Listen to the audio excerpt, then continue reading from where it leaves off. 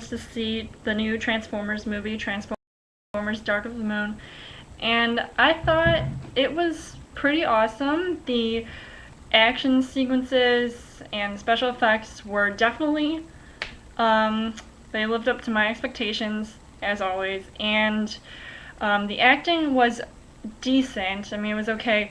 And first off, I'd like to talk about the actors that I noticed that were in the movie. There seemed like all-star actors that were just in this movie, and some of them I kind of feel were a little bit out of place. I know we got the main actors that were in the previous two films, got Shia LaBeouf, and we have Josh Duhamel and Tyrese Gibson, and also what's his name, John Turturro. And overall, I thought like they definitely a couple good lines. Shia LaBeouf was definitely the main character I was focusing on because he was in this movie trying to get a job at a couple of different companies, and one of which he worked at this company that also had another really awesome bike that I thought was sort of maybe a little bit unnecessary, but I mean also sort of like good to see in the movie if you like this actor. It was John Malkovich. His character, it was his boss. And also another sort of minor character that sort of played a role in the movie was the guy from The Hangover, the Asian dude, Ken Jeong, I think. Yeah. And I thought like his character definitely I liked better than John Malkovich's character. I mean, John Malkovich, he's awesome either way, but Ken Jeong, he's normally known for being in these comedy movies and then having to switch over to this sort of dramatic, actiony sort of role.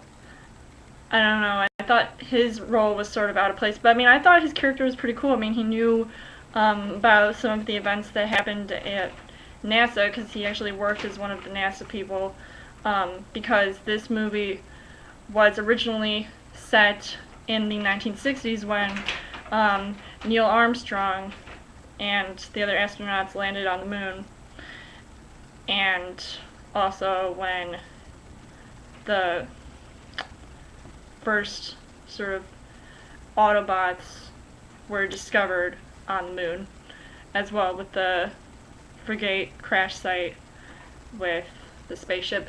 And I thought that was pretty cool, and how they sort of came into that sort of, obviously not, I don't know, some parts of it were not very, but I mean I think it was pretty cool how they sort of discovered the Autobots, and then Optimus Prime and the other Autobots were kind of mad at the humans for sort of keeping that whole thing a secret when they knew that all these different events like that needed to be discussed and talked about. And also another character that I thought was interesting was Patrick Dempsey's character, and he went from McDreamy to McEvil. I mean, that's kind of a spoiler, but I mean, he was like a good guy, and then all of a sudden he like turns on the good guys, like the humans, and it's so bogus, because like that was like a total, like I was not expecting that at all. And also I'd like to mention the new girl that's in the movie, Rosie Huntington-Whiteley, I don't know what her name is, but she is actually, this is her first acting role, and she's best known as being a Victoria's Secret model. And I also remember, and I'm pretty sure she got picked to be in this movie because Michael Bay was actually one of the, was a director for one of the Victoria's Secret commercials. I remember seeing it. I can post a link to the video below if I find it. I think I will. Yeah, but there's a commercial that he directed. It's a Victoria's Secret commercial, and I think she might have been in it, but I'm not exactly sure. I mean, I thought like her character I don't remember her name, but she's the new love interest to Sam Witwicky, who's played by Shia LaBeouf, and I think she's way thumbs up to her because I thought she was way better than Megan Fox, and she has no acting experience. And Megan Fox, she's been in all these like other movies, but I just thought she wasn't so ditzy. Like compared to Megan Fox's character, I don't know. I just thought her character was way better, more believable, and I actually liked their chemistry over the previous two films where Sam was with Megan Fox's character, Michaela. And it was actually kind of funny though. They were making a few jokes. There's this one scene where these two like two tiny Autobots that were in I think the Revenge of the Fallen movie, and they made this joke, and I think it's sort of a message Bay to Megan Fox, like, oh, we didn't like her, like she was really mean to us. I just thought that was like really funny, and I don't know. I thought the audience loved that part too, because I know they were laughing along with me, because I thought that was funny, but I don't know. I think that was necessary, but I mean, it did kind of explain, like, I mean, she was not in the movie at all, obviously, but it was kind of like a little message, like, oh, like, we don't need to talk about her a little bit, but she was in the movie. And also there's this one scene where Sam meets his parents, who are actually in a couple scenes, so they're not really in the movie at all, because it's more focusing on Sam, and he basically was talking to them, he meets up with them, and I think it was his mom that was sort of like making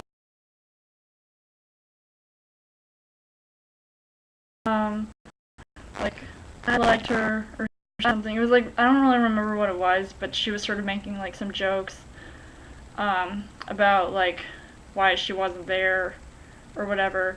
And I just thought like that was interesting. Like they should have like, I mean, obviously it was good not to really talk about it because she wasn't really in the movie, and Megan Fox obviously wasn't in the movie at all, so I mean, her character wasn't as important, and I thought that their characters needed to be more developed in general.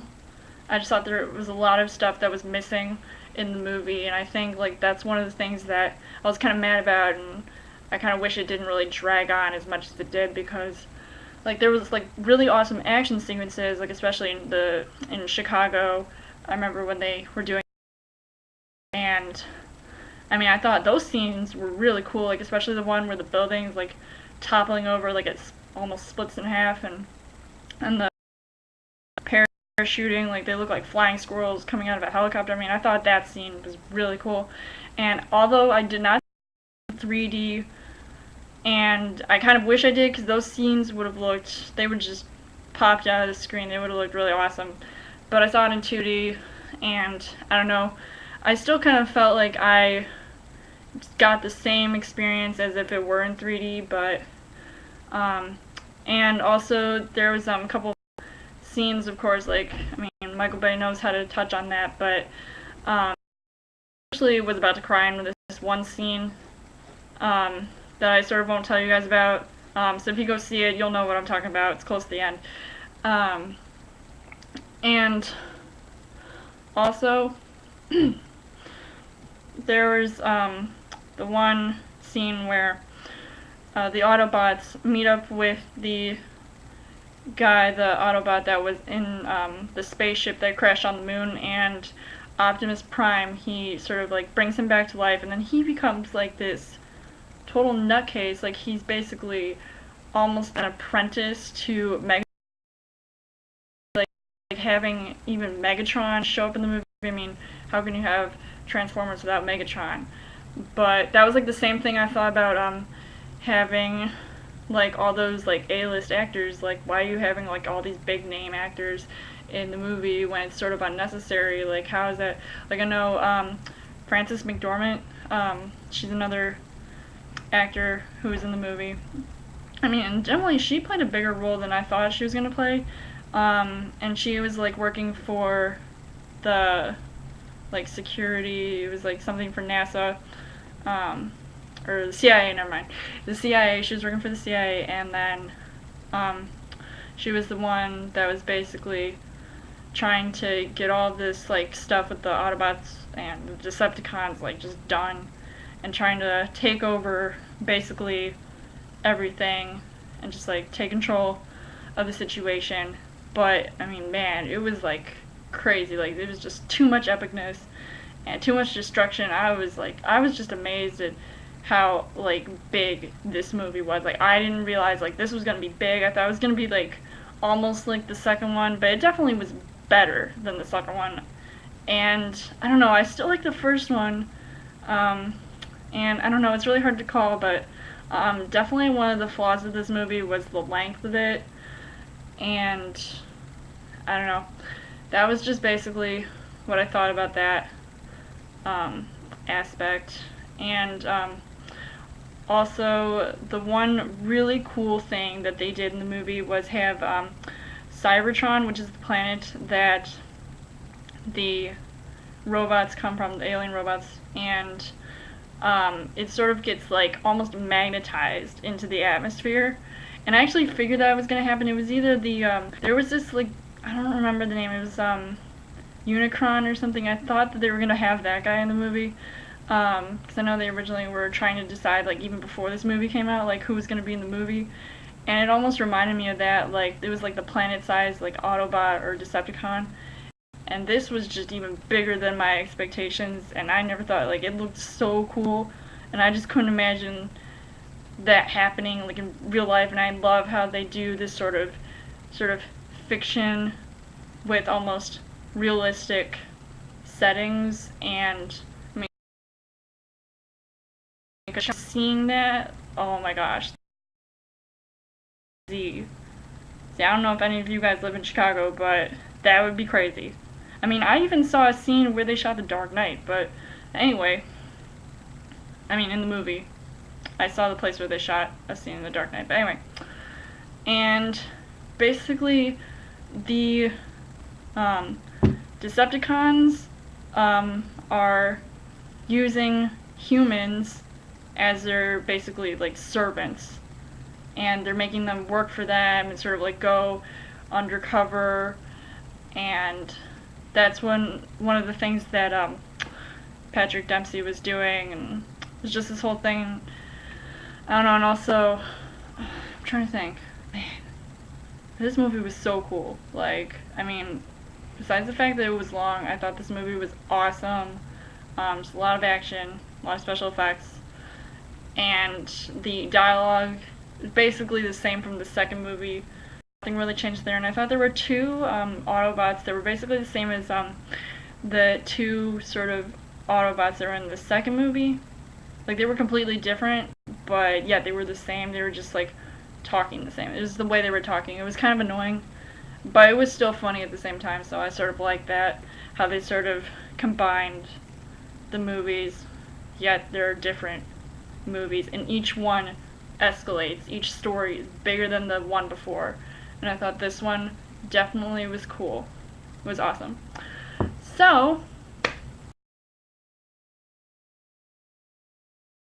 Dark of the Moon, and let me know in the comments what you guys thought of it, and who'd you like better, Megan Fox or Rosie, their characters, who did you like better?